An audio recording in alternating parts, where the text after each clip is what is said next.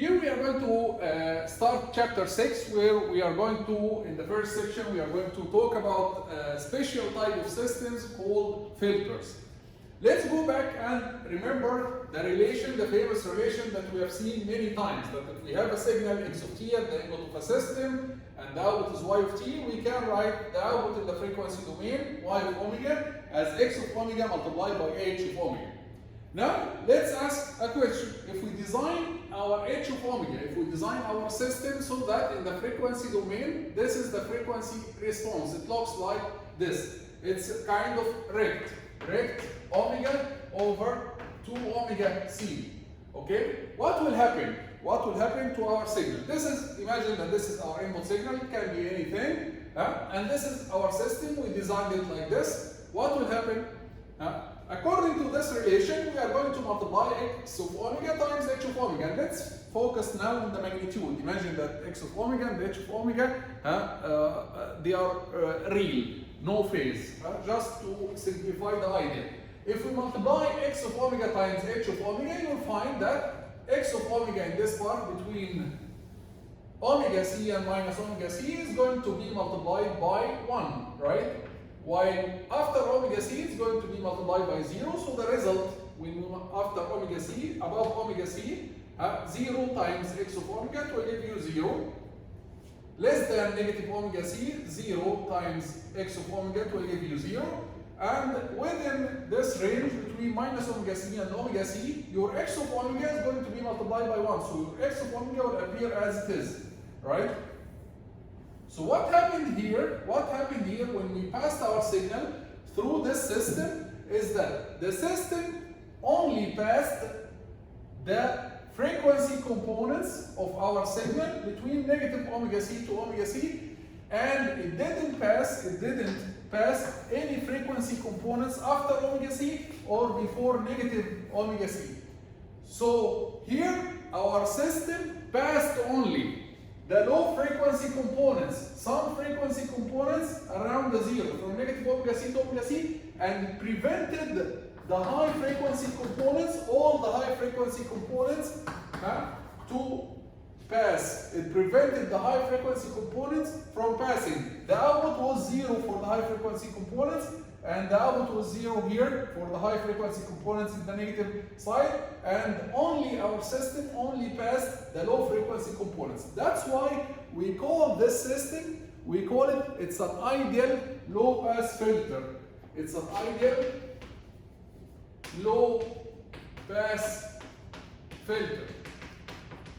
And sometimes we abbreviate it as LPF, low pass filter, ideal low pass filter. We'll understand why we call it ideal in a few minutes, but for now it's low pass filter. And this range of frequencies, the range of frequencies that the filter passes, we call it the pass band. While the range of frequencies where it prevents the frequencies from passing, we call it the stop band. So here we have a stop band. Here for the high frequencies also we have stop band, because it stops the frequencies in this band from passing. And this is the pass band where the frequencies in this range are going to pass. That's why we call it low pass filter. Again, low because it passes the low frequencies. Low pass because it passes the low frequencies only. Okay? On the other hand, if we design our system to take this shape, to exist only, to be one only between omega 1 and omega 2, and of course its image, the negative frequencies are the image of the positive frequencies, it's 1 between negative omega 1 and negative omega 2. And then we pass our signal through this system, the output is going to be, the output y of omega in the frequency domain is going to be only the frequencies in this range between omega 1 and omega 2 and minus omega 1 and minus omega 2, only the frequencies in these ranges are going to pass. So we are going to get the output to be something like this.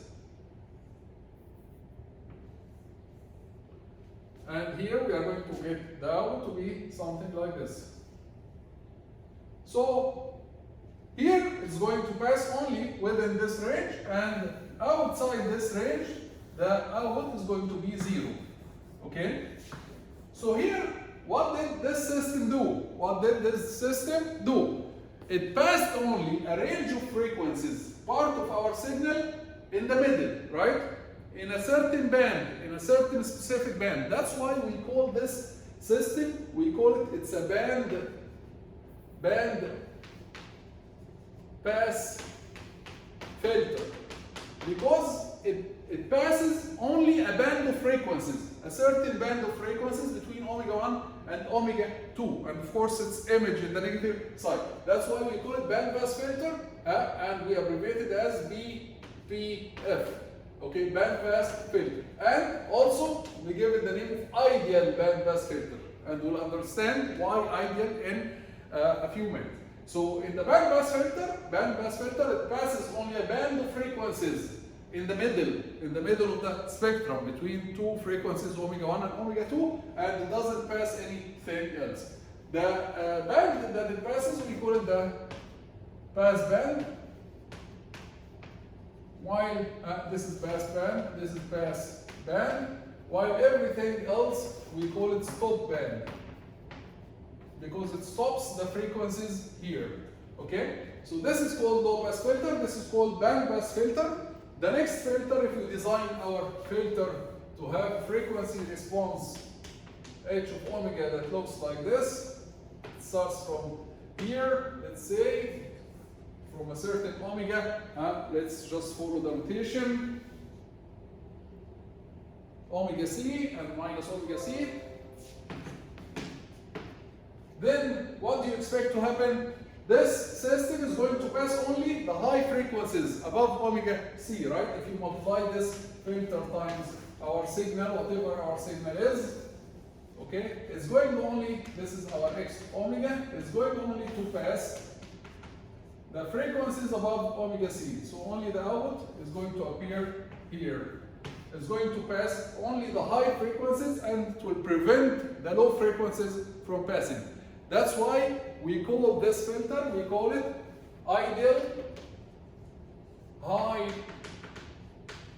pass filter, ideal high pass filter, and we abbreviate it as HPF, high pass filter.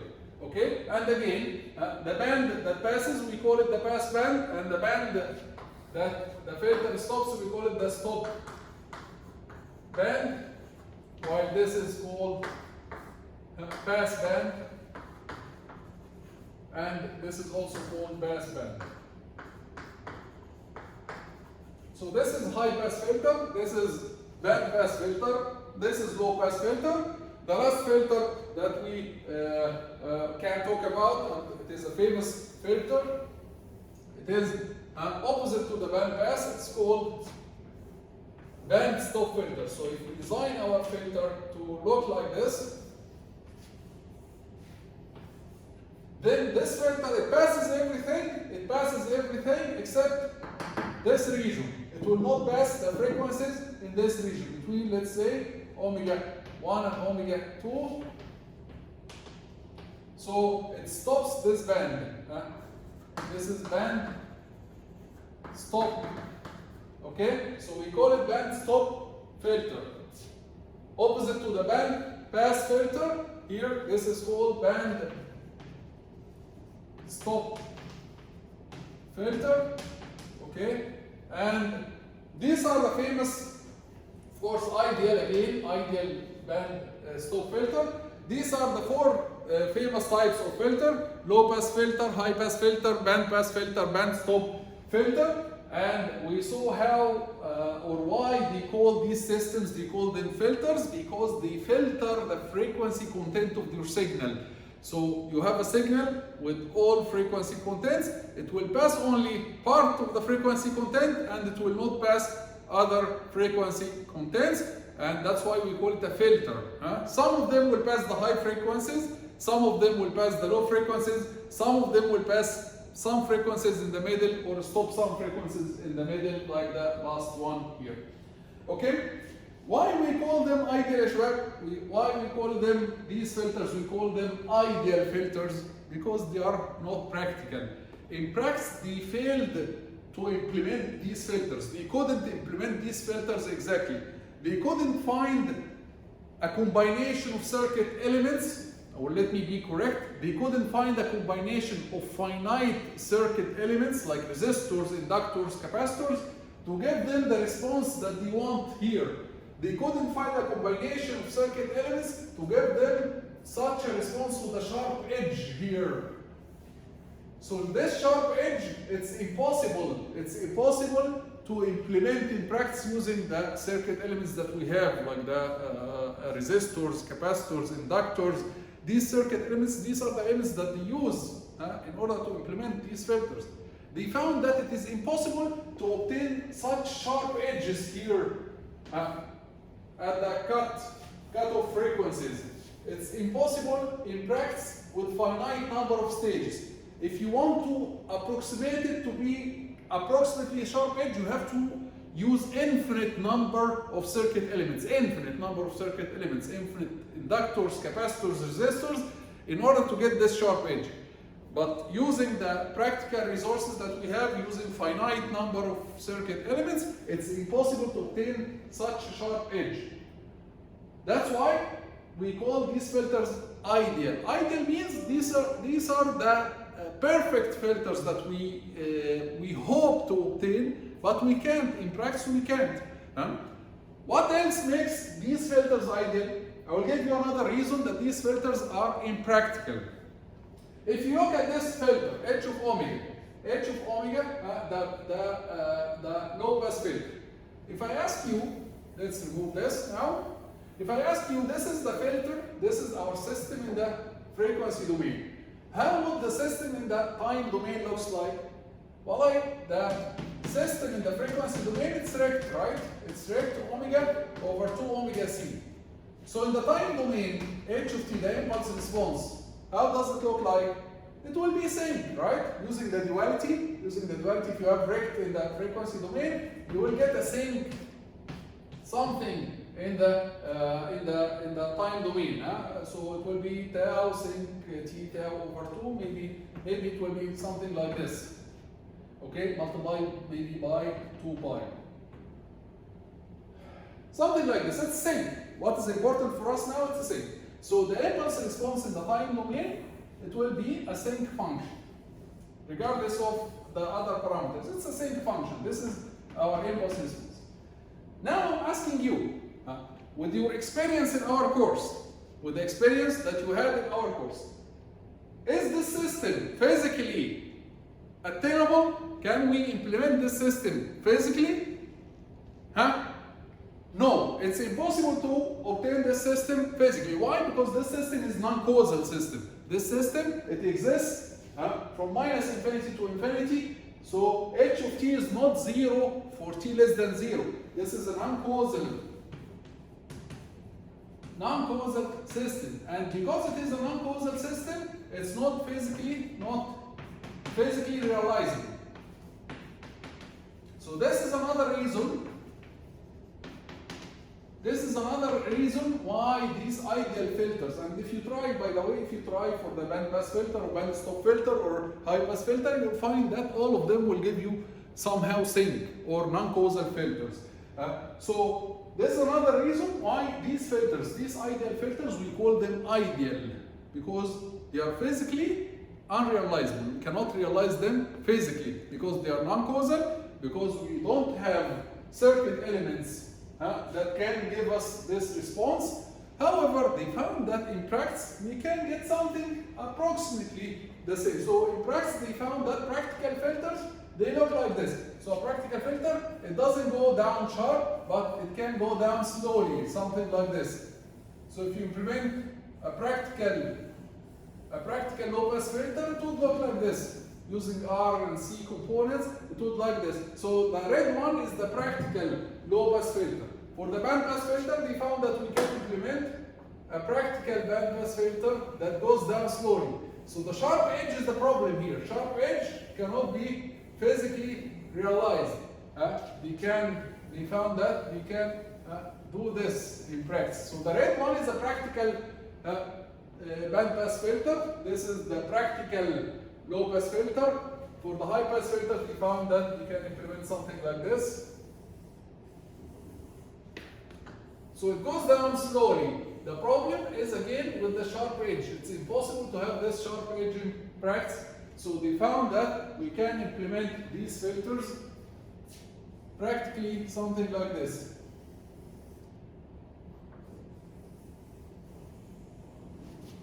So these are the practical filters that approximate the ideal filters. However, although these filters are ideal, these ideal filters are unrealizable in practice. We use them a lot of time in theory when we study the course and we solve problems, and even sometimes when we design some engineering designs, we use these ideal filters.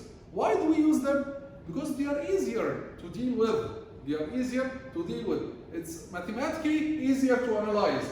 And also, even if we use practical filters, we can still approximate these filters. We can still approximate these filters to a good approximation, using a good approximation. Okay? So we use the ideal filters when we design some engineering designs, some engineering projects. We use the ideal filters as a first stage. Maybe in the beginning of the design, we use these ideal filters, and then we improve by using more practical filters in the next stage of the design and the third stage of the design. But in the beginning, we use these ideal filters because they are easier to understand, easier to characterize, and also they can be used to approximate the behavior of the real filters. Okay? Type. As an example of the benefit of using the filters in our life. Why do we need filters in our life? So let's see some applications of filters. So one application is in communications. In communication, when you transmit your signal, you are talking in your cell phone and I'm talking in my cell phone. So both of us, we are transmitting our signals to the base station.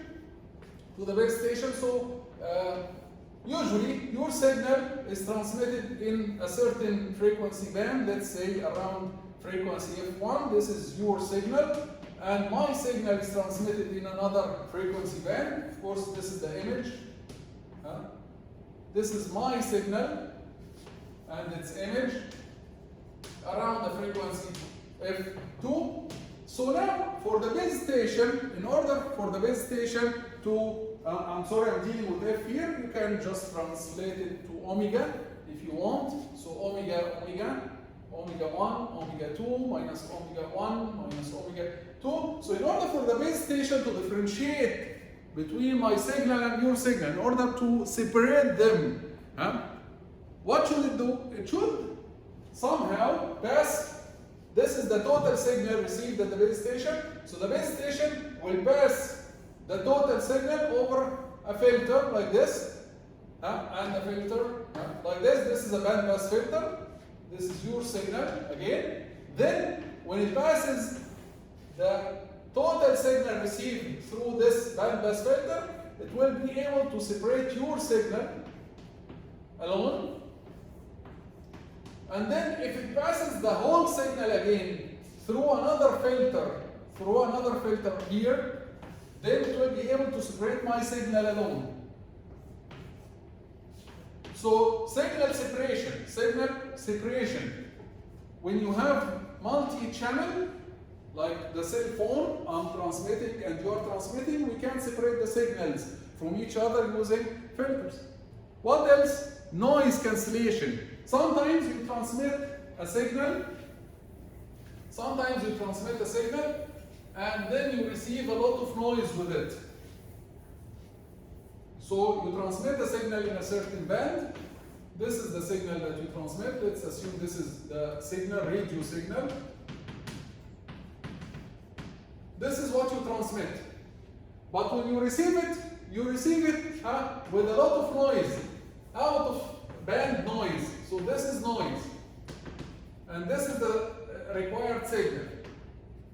So in order to reduce the noise, if you don't use a filter, you are going to listen to the signal plus noise. You will hear a signal that is highly distorted. You will not be able to listen to it. So in order to remove the noise, what should we do? They put a filter. They put here, for example, a low pass filter.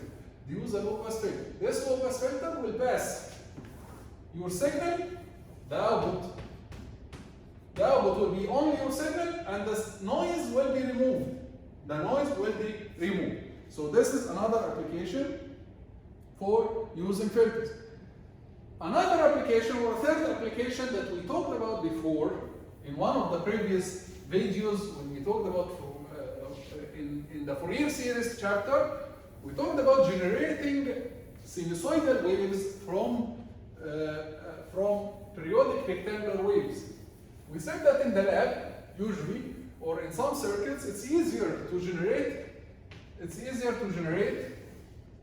this periodic rectangular wave, right? Because it's a switch, it's a matter of switch that you can open, close. You can have a circuit that looks like this, let's say. And if you keep opening and closing this switch, on, off, the output voltage will be 1, 0, 1, 0, 1, 0, right? Very simple circuit that you can use to generate this periodic rectangular wave. But many times in the lab we don't need periodic rectangular wave, we need sinusoidal wave, we need a cosine. So how can we generate a cosine from this periodic rectangular wave? So what we do is they generate this periodic rectangular wave in the lab with an easy circuit, very easy circuit, a switch. And then we know from Fourier series that this periodic rectangular wave, it appears like this. Harmonics, it has a harmonic at omega node, another harmonic at 2 omega node, harmonic at 3 omega node, 4 omega node, and so on, right? So now, these harmonics are sinusoidal waves. These harmonics are cosines and sines. So if you want to generate only one cosine wave, let's say we need to generate a cosine 3 omega node t from this periodic rectangular wave. What should we do? We should pass this rectangular wave, which has this spectrum, through a filter, bandpass filter. This bandpass filter is going to pass only the harmonic at 3 omega node. It's going to pass only the harmonic at 3 omega node. If it passes only the harmonic at 3 omega node, which is C3 exponential J3 omega node t, and its image, which is C minus 3 exponential minus J3 omega node t, you will find that if you pass your rectangular signal through a bandpass filter which passes only this harmonic and this harmonic at 3 omega node and minus 3 omega node, this will give you cosine wave. طبعا multiplied by a certain constant here. Okay? So this is a way using the filters can help you to generate sinusoidal waves from the rectangular wave. Okay? So this is another application for using the filters, and there is an example in the notes. You can have a look at this example, and that's it for the filters, ideal filters and practical filters, and some applications of the filters. We'll see you in the next video.